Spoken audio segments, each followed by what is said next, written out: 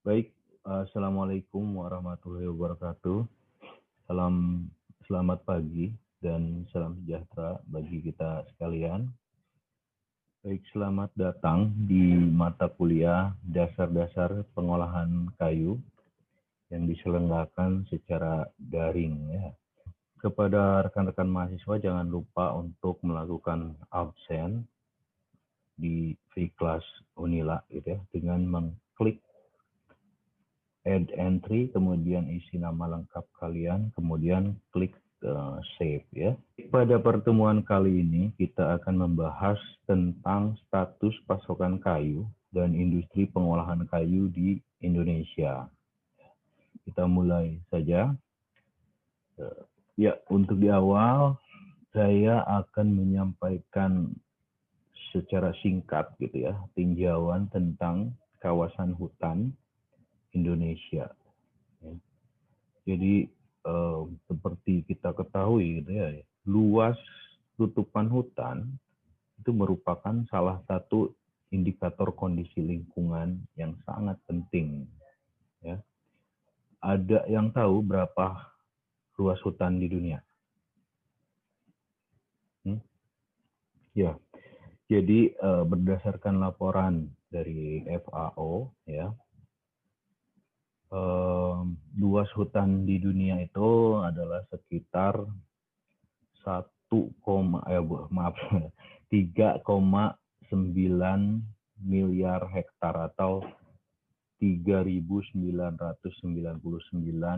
juta hektar atau sekitar 31% dari luas daratan bumi. Ya.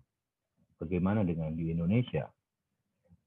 Nah, Indonesia sendiri mengalokasikan sekitar 63% ya, atau seluas 120, juta hektar daratannya gitu ya, sebagai kawasan hutan ya. Apa itu kawasan hutan ya? Jadi ini terminologi khusus ya di kehutanan gitu ya. Yang dimaksud dengan kawasan hutan ini adalah suatu wilayah tertentu yang ditetapkan oleh pemerintah untuk dipertahankan keberadaannya sebagai hutan tetap. Kemudian tadi luas kawasan hutan itu 63%. Nah, sisanya merupakan areal non kawasan hutan atau kalau di kehutanan kita menyebutnya itu APL atau areal penggunaan lain ya. Nah, di samping itu ya, di samping kawasan hutan yang 120,6 juta hektar ini ya, ada sekitar 5,3 juta hektar dari perairan wilayah Indonesia ini telah ditetapkan sebagai kawasan konservasi perairan ya, yang pengelolaannya dimandatkan kepada Kementerian Lingkungan Hidup dan Kehutanan ya. Nah, kawasan hutan dan juga kawasan konservasi perairan ini siapa yang menetapkannya ya? Keduanya ini ya.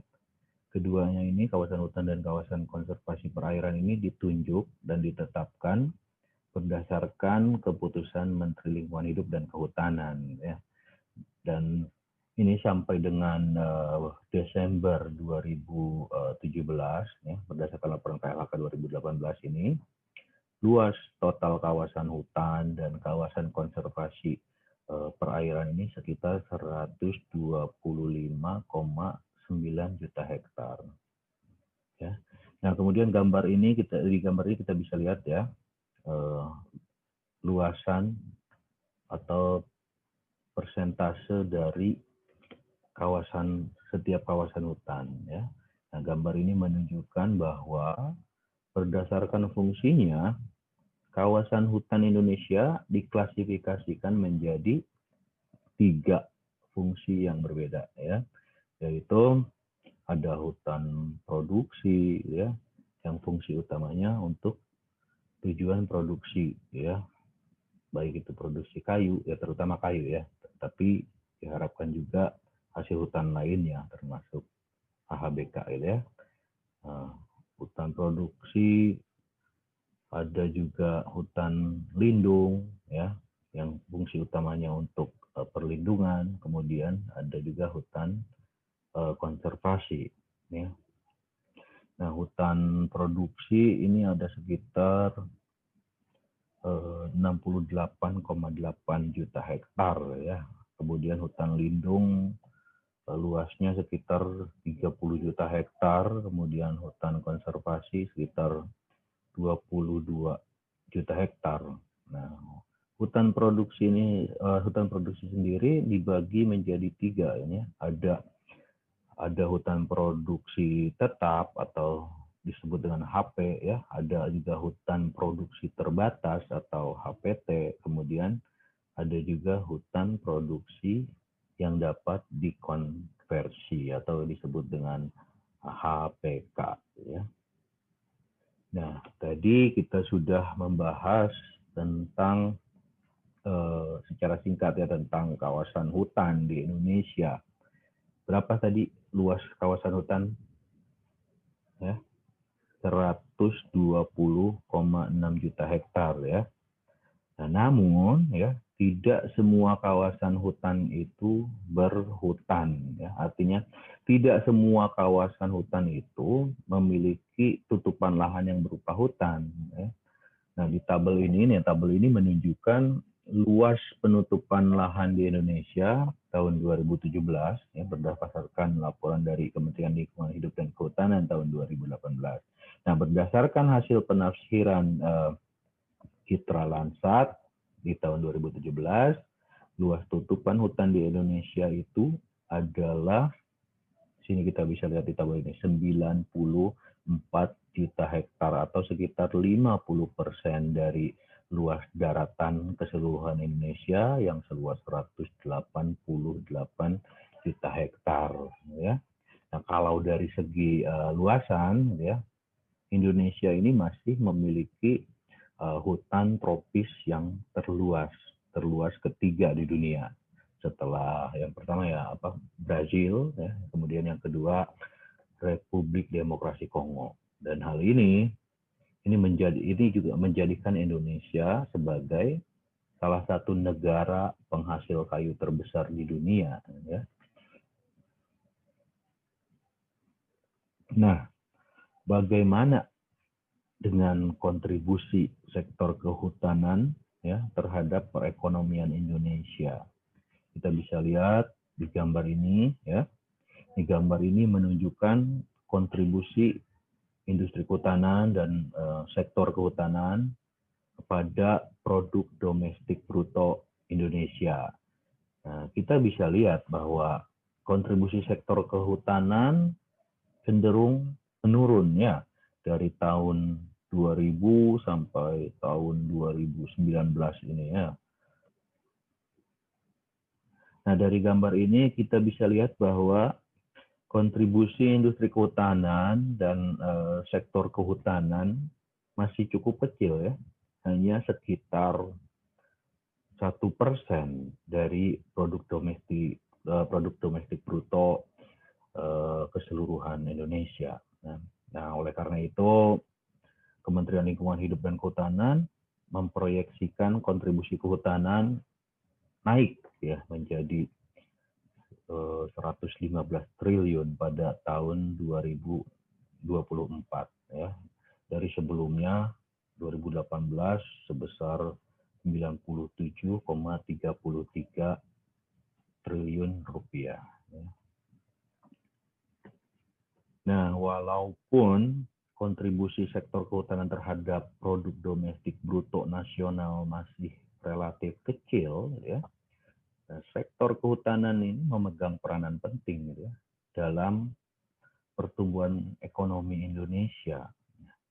Nah, kontribusi sektor kehutanan secara langsung dapat meningkatkan kesejahteraan rakyat di desa, sehingga mereka mempunyai daya beli yang tinggi, meningkatkan konsumsi rakyat di pedesaan, ya, dan ini memberikan kontribusi pertumbuhan sekitar 4% dari pertumbuhan nasional yang sekitar 6,5%, ya. Jadi dari Kementerian Lingkungan Hidup dan Kehutanan gitu ya, telah membuat beberapa kebijakan gitu ya, terkait dengan penciptaan lapangan kerja di sektor kehutanan ya. Misalnya berupa pemberian akses legal kepada masyarakat di pedesaan ya, dengan cara mengusahakan izin hutan tanaman rakyat gitu ya, hutan kemasyarakatan ya. Nah, untuk hutan kemasyarakatan ini mungkin rekan-rekan mahasiswa sangat familiar gitu ya, karena memang Provinsi Lampung ini yang paling leading gitu ya. Provinsi Lampung memiliki jumlah izin HKM yang paling banyak di Indonesia. Nah, termasuk tadi pemberian akses legal termasuk hutan desa. Nah, hutan desa ini tujuannya apa? Agar masyarakat pedesaan ini mempunyai lapangan kerja secara terus-menerus sepanjang tahun yang tidak memerlukan keahlian tertentu gitu ya, yaitu pada kegiatan misalnya kegiatan usaha kebun bibit rakyat atau KBR, kemudian kegiatan rehabilitasi hutan dan lahan. Nah, yang ini programnya dijalankan oleh KLHK sepanjang tahun ya. Nah, kemudian juga demikian juga dengan usaha hutan tanaman industri gitu ya. Di Indonesia hutan tanaman industri ini ada sekitar 232 unit gitu ya, dengan luasan sekitar 9 jutaan hektar ya. Kemudian setiap tahun ini rata-rata luas penanaman di HTI itu mencapai 500 ribuan hektar ya. Nah, jadi sepanjang tahun itu bisa membuka banyak lapangan pekerjaan gitu ya. Jadi pekerjaan sepanjang tahun di desa itu banyak yang bisa disediakan dari kegiatan ini ya, yang berupa misalnya kegiatan di persemaian, kegiatan penyiapan lahan, kemudian kegiatan penanaman, kegiatan pemeliharaan tanaman, termasuk juga kegiatan pemanenan, pengolahan sampai dengan pemasaran gitu ya. Nah, kemudian bagaimana dengan industri pengolahan kayu ya? Nah, industri pengolahan kayu di Indonesia ini merupakan industri yang menyediakan lapangan pekerjaan yang banyak ya. Nah, industri perkayuan diperkirakan menyediakan lapangan pekerjaan bagi sekitar 2,5 juta orang secara langsung dan 1,2 juta lainnya secara tidak langsung ya.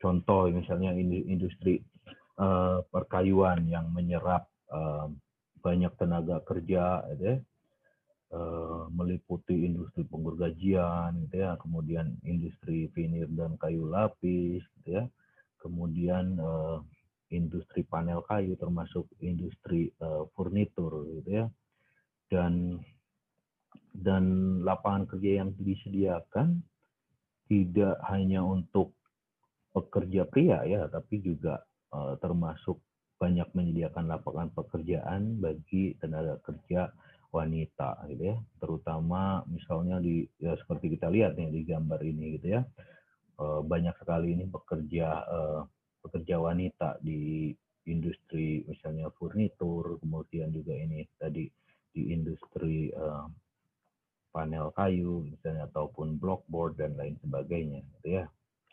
Nah, ini contoh-contoh yang tenaga kerja atau lapangan kerja langsung gitu ya. Kemudian juga ada tadi disampaikan ada 1,2 juta lainnya yang tidak langsung. Contohnya misalnya ada dari pedagang perantara ataupun misalnya atau jasa-jasa kehutanan lainnya ya.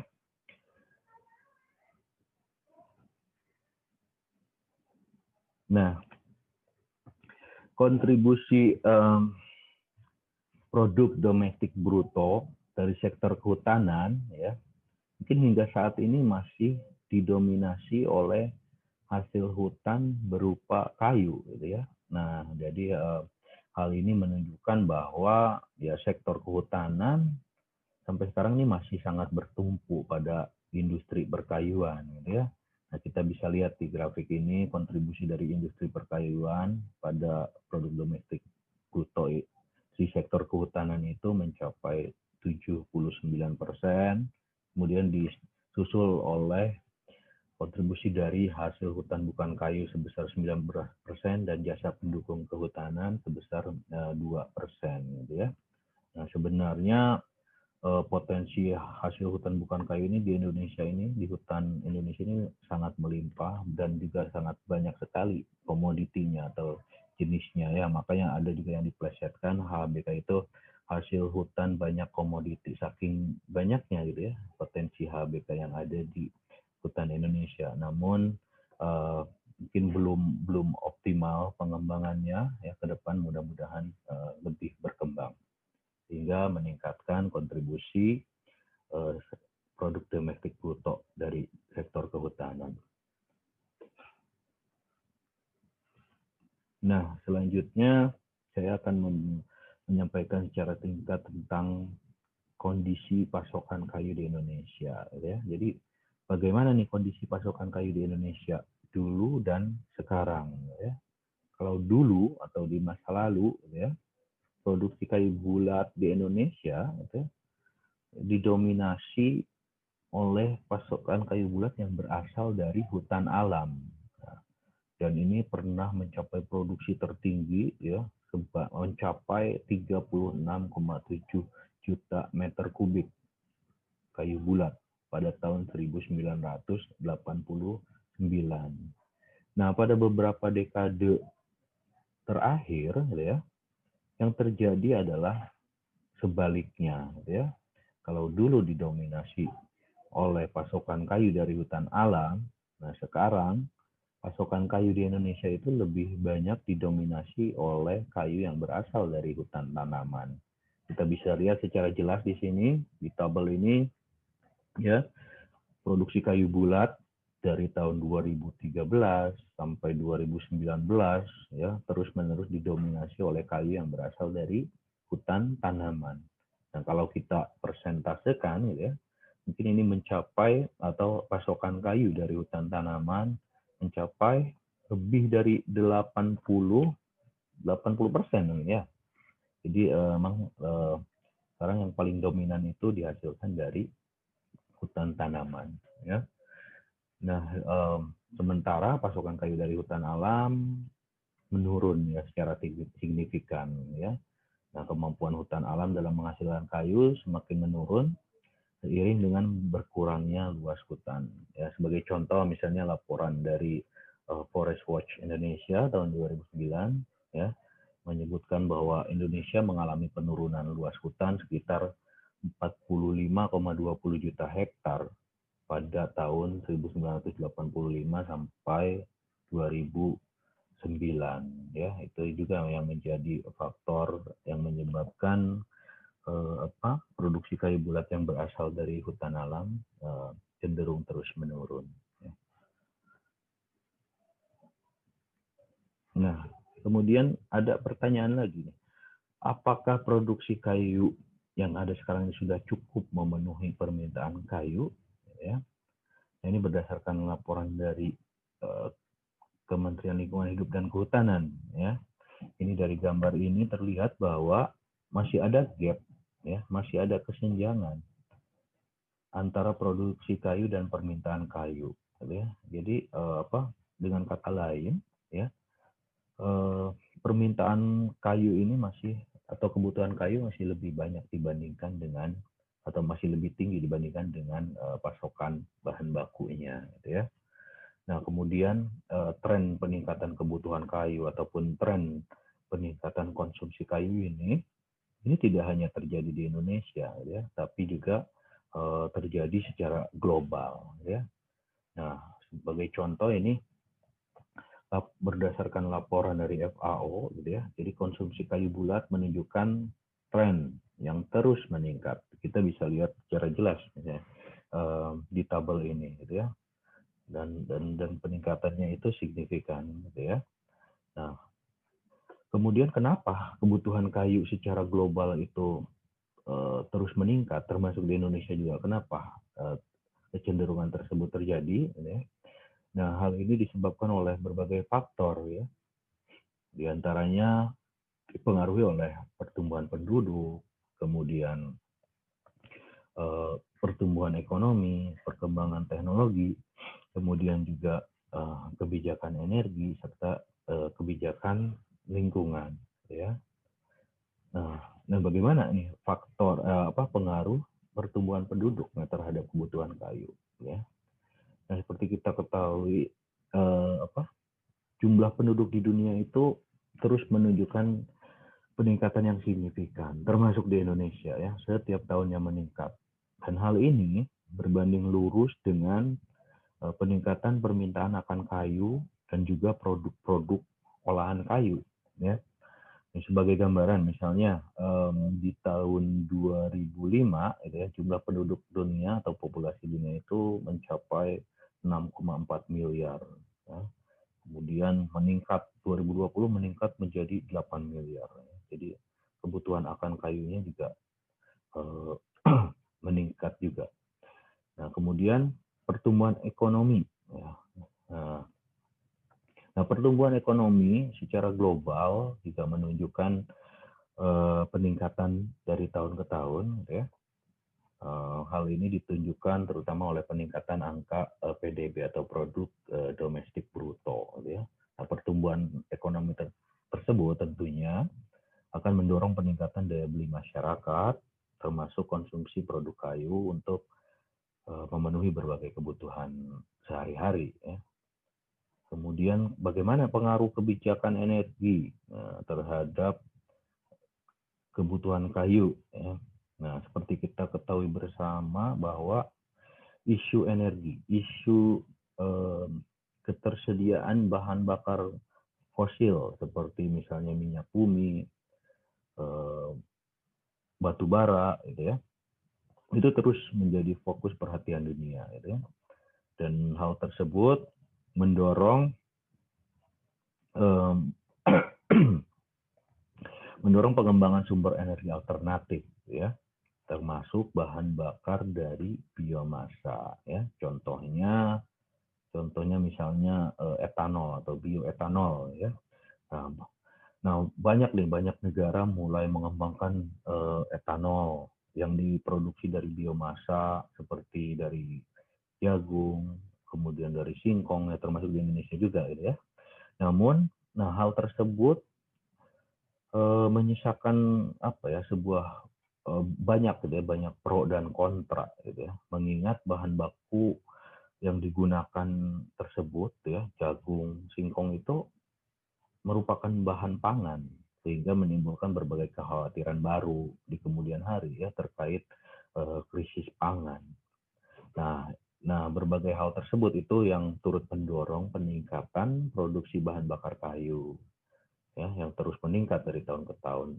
Faktor lainnya juga yang menjadi pendorong penggunaan bahan bakar kayu itu adalah kemudahan dalam memperoleh bahan baku kayu, ya, kemudian juga harga kayu yang relatif terjangkau, kemudian pemanfaatannya juga relatif mudah, ya. Selain itu, berbagai negara pun juga semakin menggalakkan penggunaan bahan bakar ramah lingkungan, ya, berbasis biomasa, termasuk dari kayu, gitu ya. Oh, ini kelewat tadi, ya, bagaimana nih pengaruh perkembangan teknologi terhadap kebutuhan kayu, ya. Nah, teknologi di bidang industri telah mengalami perkembangan yang sangat pesat, gitu ya. Dan hal tersebut mendukung peningkatan efektivitas produksi, efisiensi penggunaan bahan baku, gitu ya. Termasuk juga mendorong pengembangan produk-produk baru, gitu ya. Nah, penemuan produk-produk baru yang berbasis hasil hutan, termasuk juga komersialisasi produknya, itu tentunya membutuhkan bahan baku yang banyak, gitu ya. Jadi, dan sehingga tentunya akan meningkatkan jumlah permintaan akan bahan baku kayu, gitu ya. Yang terakhir nih satu lagi kena nah bagaimana nih pengaruh kebijakan lingkungan terhadap tren pasokan kayu. Nah ini terkait dengan contohnya salah satunya misalnya deforestasi ya. Deforestasi hutan itu menyebabkan terjadinya berbagai permasalahan lingkungan ya, dan hal tersebut mendorong berbagai pihak untuk mengeluarkan berbagai kebijakan ya, terutama kebijakan lingkungan yang terkait dengan pembatasan eksploitasi hutan alam ya, dengan tujuannya itu untuk mempertahankan berbagai manfaat penting dari hutan alam ya. Jadi tidak hanya manfaat sosial ekonominya saja, tapi juga termasuk manfaat ekologi. Nah, pembatasan pemanfaatan kayu dari hutan alam ini tentunya menyebabkan penurunan pasokan kayu yang signifikan, gitu ya, sehingga ya pemenuhan permintaan kayu ya harus bisa dipenuhi dari pasokan yang berasal dari sumber lain. Nah, yang paling banyak diandalkan atau yang paling potensial yaitu dari hutan tanaman, ya. Nah, terkait dengan hutan tanaman, nah pengembangan hutan tanaman ini sangat diharapkan untuk dapat memenuhi kebutuhan kayu di Indonesia dan juga kebutuhan kayu secara global di dunia, gitu ya. Nah, luasan hutan tanaman dan juga produksi kayu dari hutan tanaman ya, itu diproyeksikan terus meningkat, gitu ya, seiring dengan semakin berkurangnya pasokan kayu dari hutan alam. Ya. Nah, hutan tanaman ini juga dapat mengurangi tekanan terhadap hutan alam. Kemudian hutan tanaman ini dia memiliki produktivitas yang tinggi, gitu ya. Nah, di seluruh dunia mungkin hutan tanaman itu luasannya mungkin hanya sekitar kurang dari 5% dari luas hutan dunia atau luas hutan secara global, ya. Tapi hutan tanaman mampu menghasilkan sekitar 35% dari produksi kayu tahunan, ya. Kemudian hutan tanaman, pertumbuhan hutan tanaman juga semakin cepat, ya, meningkat sekitar 2,8 juta hektar per tahun sejak tahun 2000. Nah, pada tahun 2020, produksi dari hutan tanaman diproyeksikan untuk dapat memenuhi 44% dari kebutuhan kayu atau permintaan kayu di dunia. Ya. Nah, nah di Indonesia ini ya, kayu ini merupakan komoditas yang sangat penting, ya, karena kayu ini bukan hanya untuk keperluan domestik, tetapi juga untuk keperluan ekspor, ya. Nah, di Indonesia kayu diperjualbelikan dalam bentuk kayu bulat, ya, kemudian juga termasuk juga hasil olahannya seperti kayu gergajian, kemudian vinir yang diolah lebih lanjut menjadi kayu lapis, ya, kemudian kertas, termasuk juga furnitur. Nah, terkait dengan kayu bulat ini ya, ekspor kayu bulat ini telah lama dilarang oleh pemerintah Indonesia, ya. Kenapa dilarang? Ya? Karena hal ini ekspor kayu bulat ini dinilai mendorong kerusakan hutan alam yang lebih cepat, gitu ya. Selain itu, larangan ekspor kayu bulat juga dilakukan dalam rangka menghidupkan industri kayu dalam negeri dan juga meningkatkan nilai tambah, ya. Nah, di sisi lain ini ya, industri kayu juga menghasilkan limbah yang cukup banyak, ya. Mulai dari kegiatan pemanenan hasil hutan kayu, ya, hingga ke kegiatan-kegiatan di industri pengolahan kayu.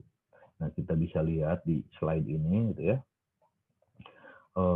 Limbah dari pemanenan kayu meliputi limbah dari kegiatan penjarangan, ya. Nah, penjarangan ini terutama biasanya banyak dilakukan di hutan tanaman industri dan juga limbah penebangan.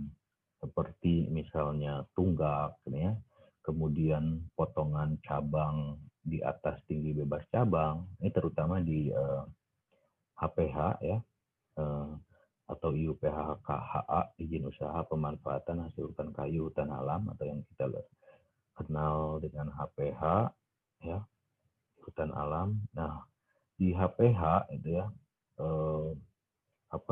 produk kayu yang dikeluarkan itu berupa kayu bulat. Nah, kemudian kayu bulat yang dikeluarkannya itu biasanya diambil sampai dengan tinggi bebas cabang. Nah, sisanya menjadi limbah dan ditinggalkan di site atau di lokasi tebangan ya. Nah, kemudian limbah yang berikutnya dari kegiatan penebangan juga meliputi batang yang cacat, misalnya ada yang gerowong, ada yang busuk, ada yang batang yang pecah, termasuk juga limbah berupa cabang dan ranting. Ya. Nah, berdasarkan laporan penelitian ini ya, jadi limbah penebangan di HTI ini sekitar 16,8%. Nah, kemudian limbah penebangan dari hutan alam atau di HPH itu sebesar lebih tinggi ya, sebesar 30,5%.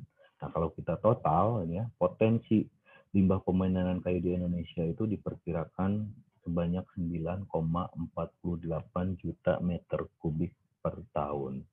Ini merupakan jumlah yang sangat signifikan ya, sangat banyak sekali gitu ya. Kemudian industri primer kehutanan ya, industri pengolahan kayu juga menyumbang limbah yang sangat signifikan gitu ya. Nah, yang kita bahas contohnya misalnya ini industri primer saja ya, misalnya industri yang utama, misalnya industri penggergajian kayu dan juga industri finir gitu ya. Nah, industri penggergajian kayu, kemudian industri finir dan kayu lapis menghasilkan limbah yang signifikan. Untuk limbah industri penggergajian kayu sekitar 20-56%, sedangkan limbah industri finir dan kayu lapis sebesar 24-47%. Nah, sehingga kalau kita total ini dari industri pengolahan kayu yang utama saja ini ya, dari penggergajian dan kayu dan industri finir dan kayu lapis, jumlahnya ini banyak sekali, yaitu sekitar 2,8 juta ton per tahun. Ya. Dan secara umum kayu limbah pemanenan ya, dan juga limbah dari industri perkayuan di Indonesia saat ini belum dimanfaatkan secara maksimal atau secara optimal gitu ya. Nah, kebanyakan banyak digunakannya sebagai bahan bakar ya. Nah, limbah pemanenan dan juga limbah industri perkayuan ini tentunya dapat memberikan atau menimbulkan dampak negatif terhadap lingkungan kalau kita tidak tangani secara baik gitu ya. Nah, oleh karena itu tentunya upaya pemanfaatan limbah itu sangat diperlukan untuk meminimalisir jumlah limbah dan tentunya meningkatkan nilai tambah dari limbah itu sendiri. Nah, berdasarkan paparan yang sudah disampaikan sebelumnya, ya, jadi bagaimana dengan karakteristik bahan baku yang ada, karakteristik bahan baku kayu ya, yang ada sekarang ini, dan bagaimana dengan di masa depan, ya. Nah, berdasarkan kondisi hutan saat ini, ya, yaitu semakin berkurangnya pasokan kayu dari hutan alam, gitu ya. Kemudian juga banyak limbah dari sektor kehutanan, mulai dari kegiatan pemanenan hasil hutan kayu dan juga limbah dari industri pengolahan kayu, gitu ya, yang belum termanfaatkan secara maksimal, secara optimal. Maka karakteristik pasokan kayu untuk industri pengolahan kayu di masa depan adalah sebagai berikut. Yang pertama, pasokan kayu dari hutan alam, ya, dengan diameter yang kecil. Ini maksudnya ya pasokan kayu bulat dari hutan alam masih ada ya.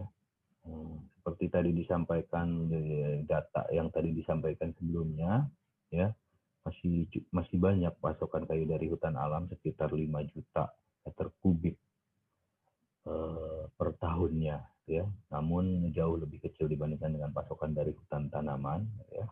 Jadi pasokan kayu bulat dari hutan alam masih ada, namun kayu bulat yang berasal dari hutan alam, nah itu kalau lebih didominasi oleh kayu-kayu yang memiliki diameter yang kecil. Nah, ini kalau kita bandingkan dengan pasokan kayu bulat dari hutan alam di masa lalu. Nah, ini sebagai gambaran. Nah, contohnya, nah di gambar ini kita bisa lihat mungkin di masa lalu, gitu ya, masih banyak bisa ditemukan ya pasokan kayu dari hutan alam itu kayu-kayu bulatnya itu yang berdiameter besar atau sangat besar gitu ya. Namun sekarang ini pasokan kayu yang berdiameter sangat besar itu sudah sangat jarang gitu ya. Yang sekarang yang mendominasi tentunya yang diameternya lebih kecil dibandingkan dengan di masa lalu. Nah, terkait dengan diameter kayu dari hutan alam ya. Nah, pemegang izin konsesi hutan alam produksi atau tadi disampaikan apa HPH ya. Nah, HPH tentunya tidak diperkenankan melakukan penebangan kayu-kayu komersial yang berdiameter terlalu kecil ya. Nah, diameter kayu komersial yang diperkenankan untuk ditebang ya itu dibatasi oleh peraturan pemerintah ya. Misalnya misalnya diameternya itu minimal 50 cm. Jadi pohon yang memiliki diameter di bawah batas diameter yang ditentukan tersebut, misalnya 50 cm, tidak boleh ditebang ya. Nah, kemudian yang kedua, pasokan jenis kayu kurang dikenal atau lesser known species ya. Nah, ini sebagai contoh mungkin zaman dulu atau penggunaan jenis-jenis kayu dengan kualitas yang relatif rendah seperti misalnya kayu sengon atau kayu jabon yang dulu mungkin tidak terlalu dikenal ya. Mungkin di masa lalu itu kayu-kayu tersebut tidak terlalu dilirik ya, baik oleh industri pengolahan kayu dan juga oleh pengguna kayu ya. Namun, saat ini pasokan jenis-jenis kayu tersebut menunjukkan tren yang terus meningkat gitu ya. Kemudian yang berikutnya pasokan kayu dari hutan tanaman gitu ya. Di pasokan kayu dari hutan tanaman baik dari hutan tanaman industri, kemudian dari hutan rakyat, kemudian dari hutan tanaman rakyat. Nah, itu terus menunjukkan peningkatan yang melampaui jumlah pasokan kayu dari hutan alam. Nah, namun ini ya, jenis-jenis kayu yang ditanam di hutan tanaman ya, ini pada umumnya adalah jenis-jenis kayu cepat tumbuh ya, dengan siklus tebangnya itu biasanya relatif pendek ya. Nah, di sisi lain ini jenis-jenis kayu cepat tumbuh dengan siklus tebang yang pendek ini memiliki berbagai kelemahan ya, seperti misalnya berat jenisnya itu rendah. Nah, sementara kita ketahui bahwa berat jenis atau kerapatan itu sangat berkorelasi dengan sifat-sifat kayu yang lainnya, seperti kekuatan kayu gitu ya. Berat jenis, jadi kalau kita bandingkan misalnya kayu yang cepat tumbuh seperti yang tadi disebutkan sengon atau jabon, dia memiliki kerapatan atau berat jenis yang rendah, terutama kalau kita bandingkan dengan kayu dari hutan alam seperti misalnya kita bandingkan dengan kayu ulin gitu ya, yang berat jenisnya bisa lebih dari 1 gram per sentimeter kubik gitu ya, ataupun dengan kayu merbau. Nah, tentunya kekuatan dari jenis kayu cepat tumbuh seperti sengon atau jabon itu jauh lebih rendah gitu ya dibandingkan dengan kekuatan dari kayu ulin ataupun kayu merbau gitu ya. Kemudian kelemahan lainnya dari jenis kayu cepat tumbuh yang memiliki density rendah tadi itu, selain kekuatannya rendah, termasuk juga stabilitas dimensinya juga rendah. Nah, oleh karena itu, jadi industri pengolahan kayu itu perlu untuk memikirkan teknologi pengolahan kayu yang mampu mengadaptasi karakteristik kayu yang dihasilkan dari hutan tanaman tersebut, terutama karakteristiknya itu yang untuk jenis-jenis kayu yang cepat tumbuh yang memiliki kerapatan yang rendah dan kekuatan yang rendah, dan juga stabilitas dimensi yang rendah. Kemudian yang berikutnya yaitu pasokan bahan baku berupa limbah kayu yang tadi sudah disampaikan sebelumnya ya. Limbah kayu dari sektor kehutanan itu sangat signifikan atau sangat banyak ya, mulai dari kegiatan hulunya itu ya, dari kegiatan pemanenan hasil hutan kayu sampai ke aktivitas di industri pengolahan kayu ya.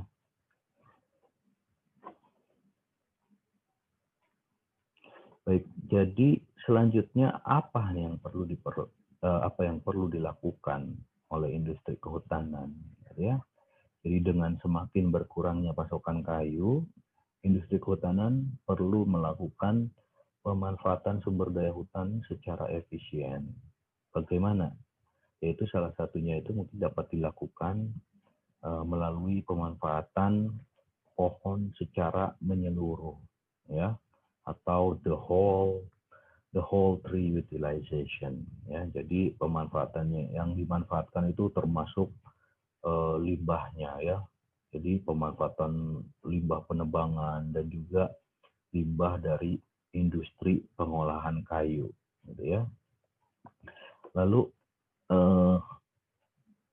industri yang bagaimana gitu ya, yang industri yang dapat mengadaptasi karakteristik bahan baku yang tadi disebutkan atau yang ada sekarang ini dan juga di masa depan. Ini ada beberapa contohnya, misalnya industri kayu komposit, industri bubur kayu dan kertas, industri energi dan kimia gitu ya. Yang mungkin rekan-rekan mahasiswa belum terlalu familiar ya dengan kayu komposit. Apa itu kayu komposit ya? Nanti ini akan banyak kita bahas di pertemuan-pertemuan selanjutnya gitu ya. Nah, di slide ini kita bisa lihat ini ya, berbagai sumber lignoselulosa itu ya, tidak hanya kayu ya, tapi termasuk bahan-bahan lain yang mengandung lignoselulosa, seperti misalnya ada bambu, kemudian dari serat-serat yang lainnya seperti misalnya serat dari tandan kosong kelapa sawit yang merupakan limbah dari industri pengolahan kelapa sawit gitu ya. Nah, ini merupakan bahan-bahan yang bisa dikombinasikan dengan bahan kayu untuk memproduksi kayu komposit. Nah, produk kayu komposit ini sebenarnya sudah banyak kita ketemui dalam kehidupan sehari-hari, termasuk banyak digunakan di rumah kita, ya. Misalnya sebagai furnitur ya, yaitu berupa produk papan partikel, kemudian papan serat, gitu ya. Terutama di Indonesia itu papan seratnya yang MDF atau medium density fiberboard gitu, atau papan serat berkerapatan sedang gitu ya. Kemudian juga produk yang lainnya seperti yang ini nih yang menyerupai ada ini misalnya OSB gitu ya, atau oriented strand board gitu ya, dan lain sebagainya gitu ya. Nah, industri kayu komposit seperti yang tadi disebutkan seperti papan partikel, papan serat, OSB itu dan lain-lain ya, itu sangat potensial gitu ya untuk dikembangkan menjadi produk substitusi kayu utuh atau kayu solid gitu ya. Apa itu kayu utuh atau kayu solid? Ya, artinya yang dimaksud dengan produk kayu utuh ya produknya itu berasal dari kayu utuh. Misalnya contoh yang simpelnya itu ya seperti kayu gergajian. Nah, itu contoh produk kayu solid gitu ya. Nah, selain itu industri kayu komposit juga dapat menggunakan bahan baku berupa limbah dari industri pengolahan kayu, seperti misalnya yang tadi disebutkan dari industri penggergajian kayu gitu ya.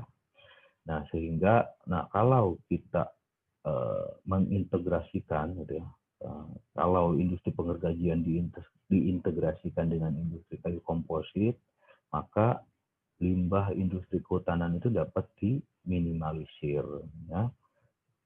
Kemudian juga dikonversi menjadi produk yang memiliki nilai ekonomi yang tinggi gitu ya. Jadi banyak keuntungannya ganda. Kita bisa mengurangi limbah, sekaligus juga kita bisa memperoleh produk yang bernilai ekonomi tinggi, gitu ya.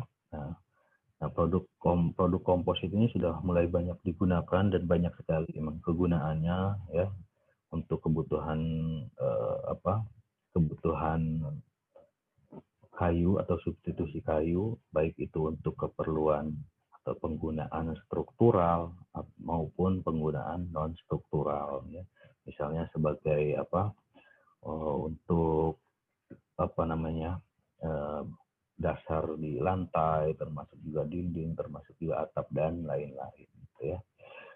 Baik, demikian itu akhir dari pemaparan materi ya untuk pertemuan kali ini ya.